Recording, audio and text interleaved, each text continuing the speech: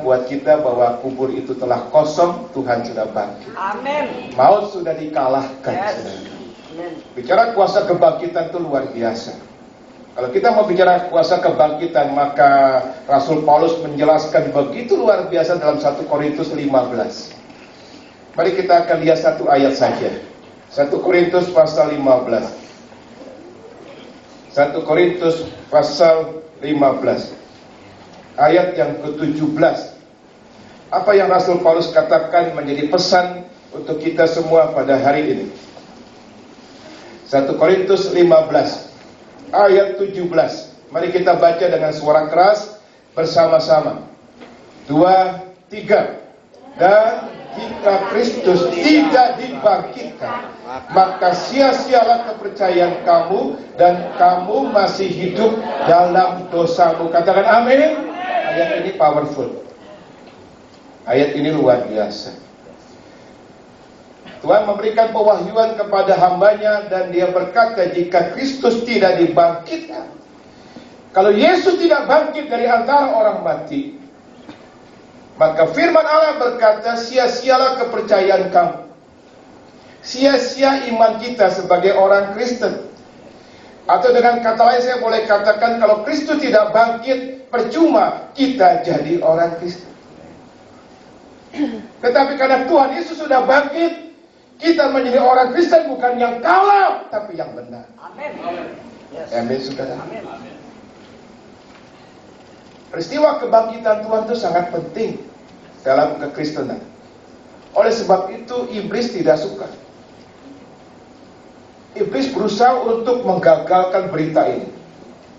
Bahkan dicatat dalam Alkitab bahwa para serjadu disogok untuk berbohong dan mengatakan bahwa mayat Yesus sudah dicuri. Orang-orang yang skeptis dipakai oleh iblis memang untuk menyampaikan berita, kabar bahwa nggak betul itu kebangkitan. Nggak betul Tuhan Yesus bangkit. Mayatnya dicuri, mayatnya diambil. Dan itu disebarkan kemana-mana supaya orang-orang Kristen goyah imannya. Tapi hari ini saya mau beritahu bahwa berita itu tidak benar. Alkitab katakan ya dan amin, Tuhan Yesus sudah bangkit dari antara orang mati. Katakan amin. Mari kita lihat apa yang terjadi. Peristiwa yang luar biasa itu. Saya ajak saudaraku melihat dalam Yohanes pasal 19. Mulai dari ayat 38 sampai ayat 42. Saya mau mulai dari penguburan Tuhan. Kalau hari Jumat kemarin, Jumat Agung, kita bicara tentang penyaliban Tuhan, maka saya akan lanjutkan pada pagi ini dengan penguburan Tuhan. Apa yang terjadi? Mari kita akan lihat Yohanes 19 mulai dari ayat 38. Perhatikan ayat demi ayat dari perikop ini. Sesudah itu Yusuf dari Arimatea, ia murid Yesus, tetapi sembunyi-sembunyi karena takut kepada orang-orang Yahudi, meminta kepada Pilatus supaya ia diperbolehkan menurunkan mayat Yesus. Dan Pilatus meluluskan permintaannya itu, lalu datanglah ia dan menurunkan mayat itu. 39. Juga Nikodemus datang ke situ, dialah yang mula-mula datang pada waktu malam kepada Yesus, yang membawa campuran minyak mur dan minyak gaharu kira-kira 50 kati beratnya. Ini berfungsi juga sebagai lem, saudara-saudaraku, untuk membalut Yesus dengan kain kafan. Beratnya memang besar, berat sekali, kira-kira tadi berapa itu? 50 kati itu kira-kira 30 kilo. Berat itu, saudara ya. Lalu dikatakan di sini mereka mengambil mayat Yesus, mengapaninya. Jadi adat Yahudi, saudaraku, kalau seorang meninggal dunia, maka setelah dimandikan, setelah dibersihkan, seperti kita juga di sini kan dibersihkan, dimandikan. Tapi kalau adat Yahudi, mereka kemudian membalutnya dengan kain kafan. Maka ayat ini mengatakan, saudaraku, bahwa mereka ambil mayat Yesus, mengapaninya dengan kain lenan dan membubuhnya dengan rempah-rempah menurut adat orang Yahudi bila menguburkan mayat. Ayat berikutnya.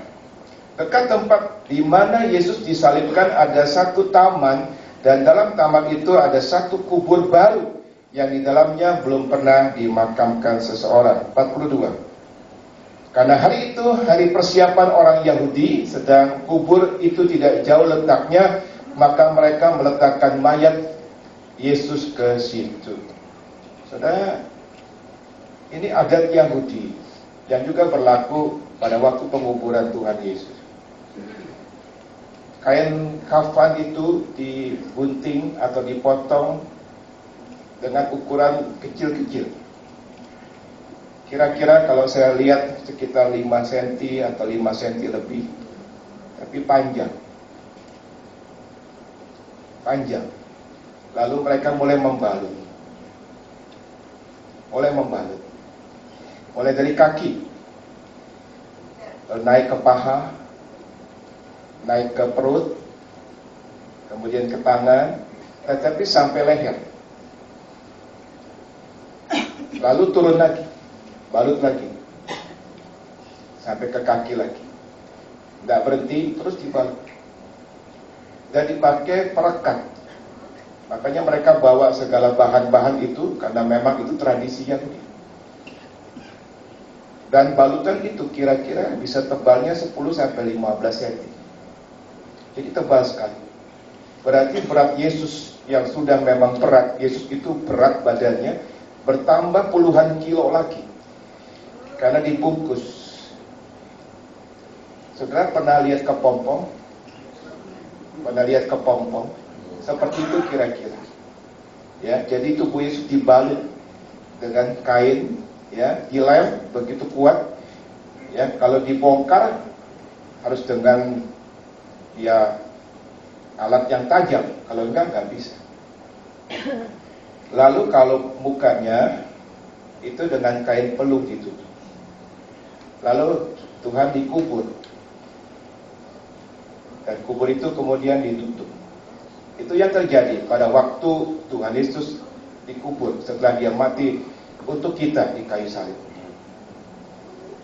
Sampai sini jelas.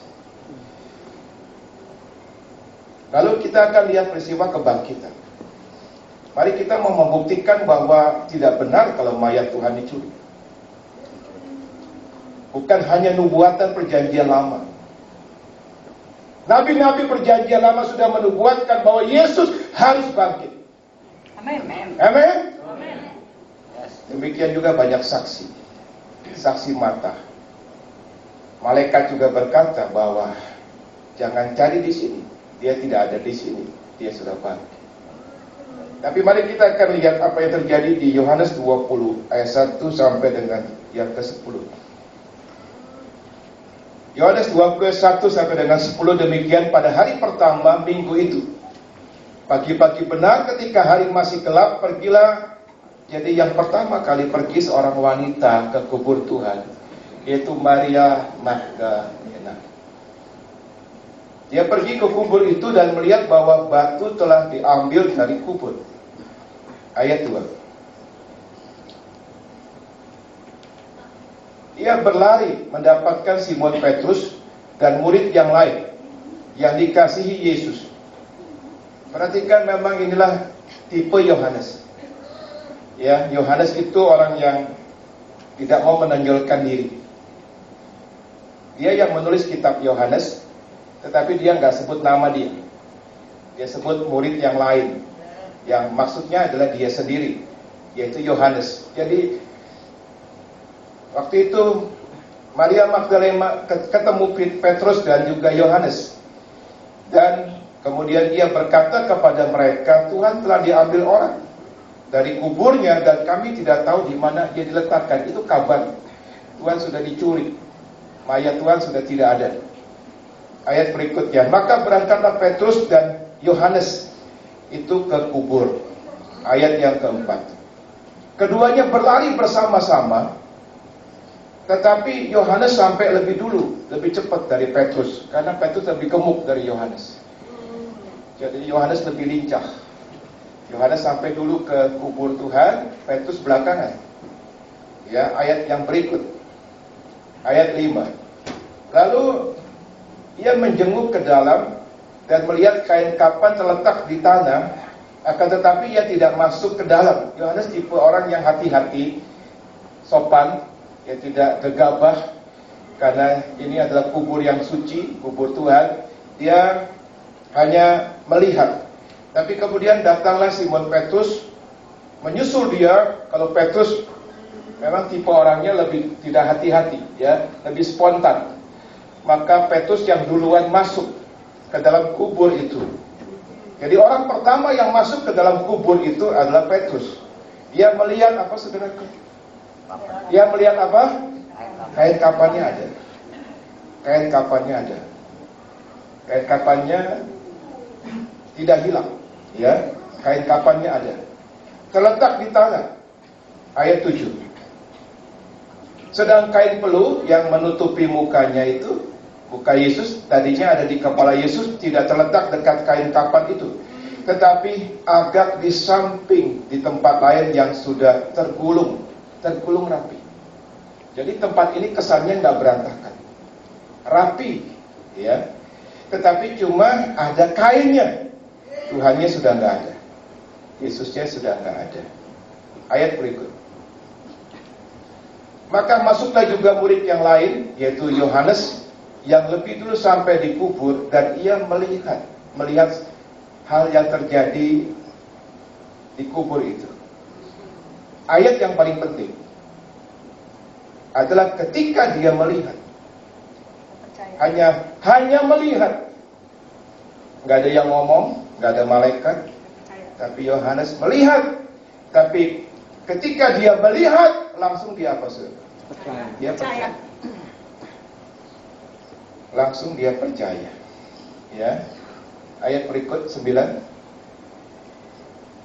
Sebab selama itu mereka belum mengerti isi kitab suci yang mengatakan bahwa ia harus bangkit dari antara orang mati. Ayat 10. Lalu pulanglah kedua murid itu ke rumah, dan berita menyebar kemana-mana bahwa Yesus sudah bangkit. Saya mau tanya sama saudara, kenapa Yohanes begitu melihat keadaan di kubur itu, langsung dia percaya bahwa Yesus sudah bangkit? Dia menepis anggapan atau suara-suara orang yang mengatakan Yesus sudah dicuri. Kenapa dia begitu percaya, begitu yakin? Gak mungkin berita itu, Yesus bangkit. Dua hal. Yang pertama, kalau orang mau curi tubuh Tuhan Yesus, yang pertama kemungkinannya adalah dia mencurinya dengan kain kafan. Katakan amin. Karena kain kafannya sudah menyatu dengan Yesus, dilem dengan kuat sekali, nggak mungkin lagi dipisahkan. Jadi yang pertama kemungkinan kalau memang ada orang mencuri tubuh Tuhan, sama kain kafannya hilang semua, nggak berbekas. Itu sudah nggak bisa dipisahkan lagi, susah. Harus dengan benda tajam untuk merobek-robek lagi kain kafan yang dilem dengan begitu kuat. Yang pertama, tangkap saudara. Yang kedua, kalaupun kain kafannya itu tetap ada, harusnya sudah hancur, sudah robek-robek. Karena dilemnya begitu kuat. Itu tradisi Yahudi memang. Dilemnya begitu kuat, jadi mesti dengan paksa dibongkar. Jadi ruangan itu pasti berantakan. Dan itu pun tidak terjadi.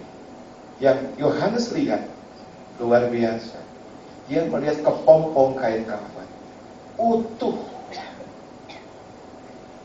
tapi sudah bolong.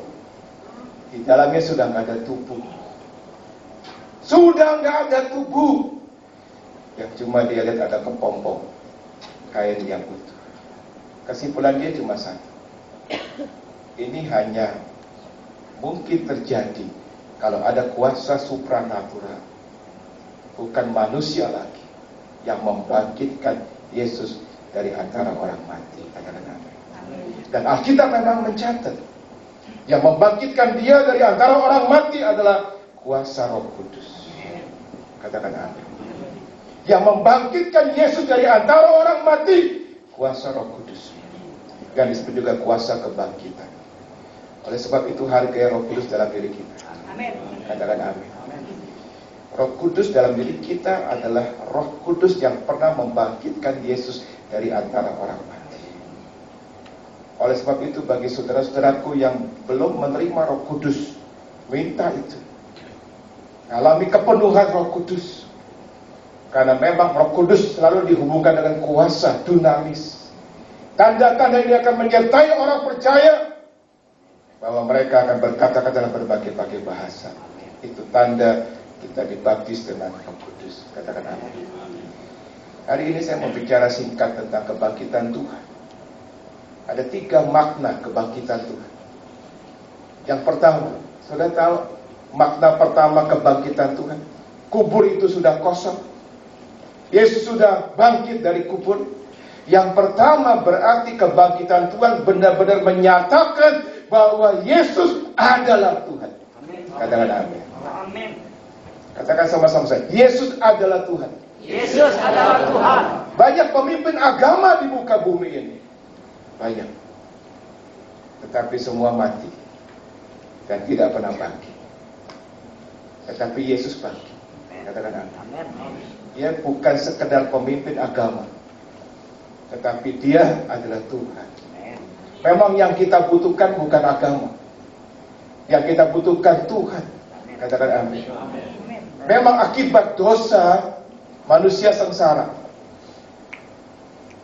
Akibat dosa manusia harus kerja keras, diusir dari Taman Eden, kehilangan hadirat Allah dan sebagainya. Dan yang paling menyedihkan adalah kalau dia mati, dia akan masuk neraka. Pastor Belly, papa rohani saya, pernah diajak Tuhan, dibawa Tuhan ke neraka. Dan dia berpesan bahwa neraka itu real, neraka itu ada. Setiap kita yang belum ada Yesus di dalam diri kita, ujungnya kita akan ada di sana. Itu sebabnya manusia tahu itu. Betapa mengerikan, siksaan kekal selama-lamanya. Berusaha untuk mencari jalan. Maka mereka memeluk agama. Saya mau katakan tidak ada agama yang mengajarkan jelek. Semua agama mengajarkan bagus. Tapi agama hanya mengajarkan, saya boleh katakan semacam budi pekerti, bahwa kita harus melakukan ini karena ini baik, dan tidak melakukan ini karena ini tidak baik. Tetapi yang manusia butuhkan bukan agama. Sebab agama apapun juga, saya ulangi, agama apapun juga tidak bisa menyelamatkan dosa. Yang manusia butuhkan adalah dosa kita diampuni. Katakan amin. Dan hanya satu pribadi saya beritahu yang bisa mengampuni dosa kita adalah Tuhan Yesus. Amin. Karena yang mesti mengampuni dosa adalah Tuhan. Dan Yesus adalah 100% Tuhan. Tetapi yang mesti mengampuni dosa juga manusia. Sebab yang diampuni manusia, jadi harus diwakili oleh manusia. Dan Yesus 100% manusia. Jadi hanya satu pribadi yang bisa menyelamatkan kita. Katakan amin. Satu pribadi yang bisa menyelamatkan kita. Makanya Allah Bapa dengan kasih-Nya yang begitu besar, Dia mengaruniakan anaknya yang tunggal, Tuhan Yesus. Lahir ke dalam dunia, mati untuk kita. Tapi jangan sampai di situ saja pemberitaannya. Bangkit pada hari ketiga. Amin. Katakan amin. Dia hidup. Yang kedua, saudara. Yang kedua, kebangkitan Tuhan. Yang kedua, itu akan memberi arti bahwa pada satu hari kita juga akan dibangkitkan. Amin. Katakan sama-sama, kita akan dibangkitkan. Kita nggak bisa mencegah apa yang namanya kematian. Hari Jumat kemarin kita kehilangan seorang oma yang kita kasih, Oma Kyok. Biasanya dia duduk di belakang situ. rajin ibadah. Tuhan panggil. Dia sudah ada di surga. Kita nggak bisa menghindari kematian. Satu hari kita akan dipanggil Tuhan. Amin. Tapi tahukah saudaraku, karena kebangkitan Tuhan, semua kita yang meninggal di dalam Tuhan Amin. akan mengalami kebangkitan. Amin. Kita akan dibangkitkan. Tapi kebangkitan dari antara orang mati itu ada 2 periode. 2 kali. Yang pertama disebut kebangkitan pertama. Yang kedua disebut kebangkitan kedua atau kebangkitan umum. Mana yang lebih baik? Mana yang lebih buat Tuhan, ya? Tuhan ingin kita ngalami. Mari kita akan lihat doa Rasul Paulus. Filipi pasal 3 ayat 10 dan 11. Filipi pasal 3 ayat 10 dan 11. Setelah 28 tahun melayani Tuhan, dibawa ke Firdaus, tapi gak pernah berhenti, dia berdoa. Dan dia berdoa seperti ini. Rasul Paulus, yang kukehendaki ialah mengenal dia. Dia ingin semakin mengenal Tuhan. Saudaraku, jangan pernah kita berhenti untuk punya kerinduan semakin kenal Tuhan. Katakan amin. Itu proses hidup sampai kita dipanggil Tuhan. Doa terus supaya makin hari kita makin kenal dia, makin kenal dia, makin kenal dia. 28 tahun Rasul Paulus melayani Tuhan, dia tetap berdoa, yang kukehendaki ialah mengenal dia dan kuasa kebangkitannya, persekutuan dalam penderitaannya, di mana aku menjadi serupa dengan dia dalam kematiannya. Tapi doanya kemudian dia lanjutkan di ayat 11, perhatikan, supaya aku akhirnya, haleluya, beroleh kebangkitan dari antara orang mati. Paulus tahu, meskipun satu hari dia meninggal dunia, meskipun dia satu hari meninggal dunia, tapi dia akan mengalami apa, saudara? Kebangkitan dari antara orang mati. Kita pun sama. Kita akan mengalami kebangkitan. Itu hanya bisa terjadi karena dia sudah bangkit lebih dulu. Katakan amin. Mari kita lihat kebangkitan pertama seperti apa itu. Wahyu pasal 20 ayat yang ke-6. Wahyu 20 ayat yang ke-6. Maka dimulai dengan kata berbahagialah. Berarti ini satu berkat kebangkitan. Berbahagialah dan kuduslah ia yang mendapat bagian dalam kebangkitan pertama. Jadi kebangkitan pertama itu lebih mulia daripada kebangkitan kedua.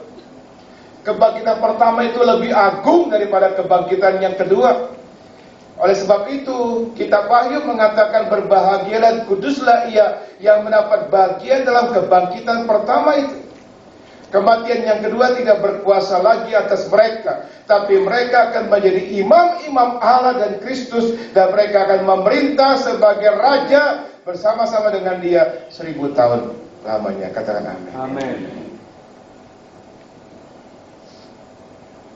Di antara orang percaya semua mati, tapi perihal kebangkitan, ada yang dibangkitkan dalam kebangkitan pertama, ada yang dibangkitkan dalam kebangkitan kedua. Saya ambil contoh, katakanlah ada seorang bernama A, seorang bernama B, dua-dua orang Kristen,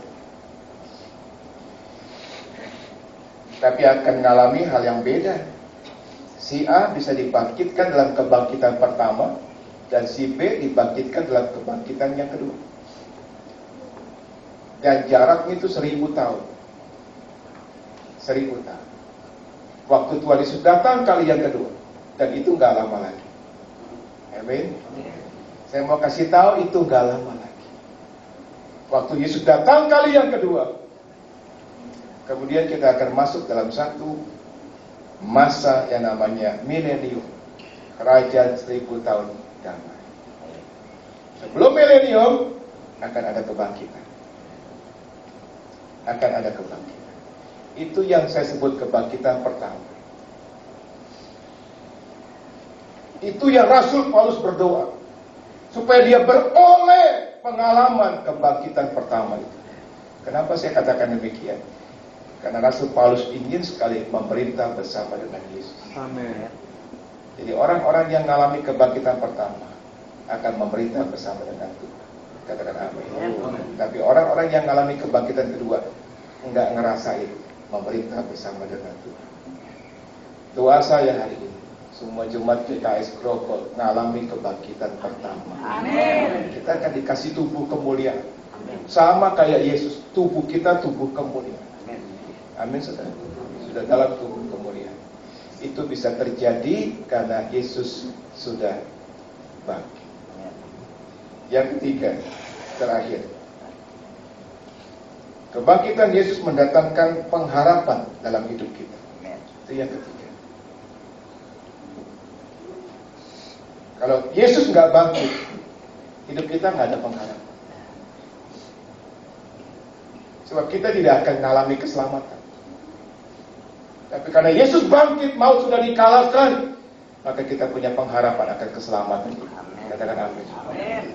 Pengharapan akan kesembuhan. Pengharapan untuk dipulihkan hidup kita. Pengharapan untuk menerima berkat-berkatnya Tuhan. Sebab di kayu salib dia menjadi kutuk supaya kita diberkati. Saudaraku, pengharapan itu sangat penting. Charles Swindoll, saya senang dengan pendeta Charles Swindoll. Saya punya banyak bukunya beliau. Saya pernah ke gerejanya beliau waktu di Amerika. Teachingnya bagus, luar biasa. Dan dia mengatakan satu hal yang bagus sekali. Pengharapan kita di dalam Kristus bagaikan jangkar yang membuat kita tetap stabil di tengah-tengah badai kehidupan. Amin. Hari-hari ini banyak orang mulai kehilangan pengharapan.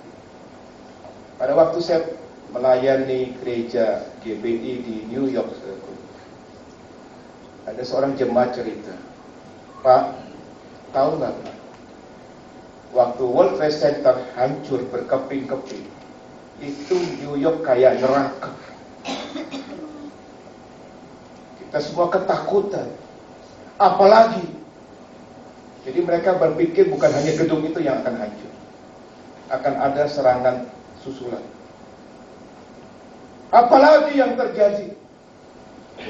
Wah, kita hidup penuh ketakutan, seolah-olah dunia sudah kiamat. Saya mau beritahu, itu kejadian sudah lama. Tahun demi tahun berlalu. Hari-hari ini orang-orang yang mengalami ketakutan, kehilangan pengharapan, bukannya tambah sedikit, tambah banyak. Belum lama, kira-kira berapa hari lalu, terjadi lagi bom di negara Belgia. Saya dapat banyak BBM yang mengatakan bahwa ini pertanda akhir zaman. Akan ada banyak kekacauan, belum lagi cuaca, belum lagi penyakit, belum lagi saya ketemu beberapa bisnismen berkata, Pak, tahun ini sulit bisnis. Banyak masalah ekonomi terjadi. Saya beritahu bahwa kita akan hadapi hal-hal seperti itu. Tapi hari ini ada kabar baik, ada berita baik. Karena Tuhan Yesus sudah bangkit, maka kita punya pengharapan akan hidup ini. Amin. Kita punya pengharapan akan hidup ini. Jangan pernah berhenti berharap, karena Tuhan Yesus sudah bangkit dari antara orang mati. Katakan amin. Roma pasal 4 ayat 18. Mari kita baca ayat terakhir kita. Roma 4 ayat 18.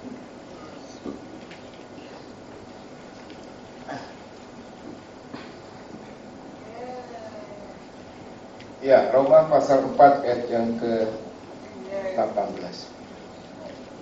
Sebab sekalipun tidak ada dasar untuk berharap, namun Abraham berharap juga dan percaya bahwa ia akan menjadi bapa banyak bangsa, Menurut yang telah difirmankan, demikianlah banyaknya nanti keturunanmu. Apa yang membuat Abraham diberkati? Karena dia punya iman, tapi juga dia punya pengharapan. Katakan amin.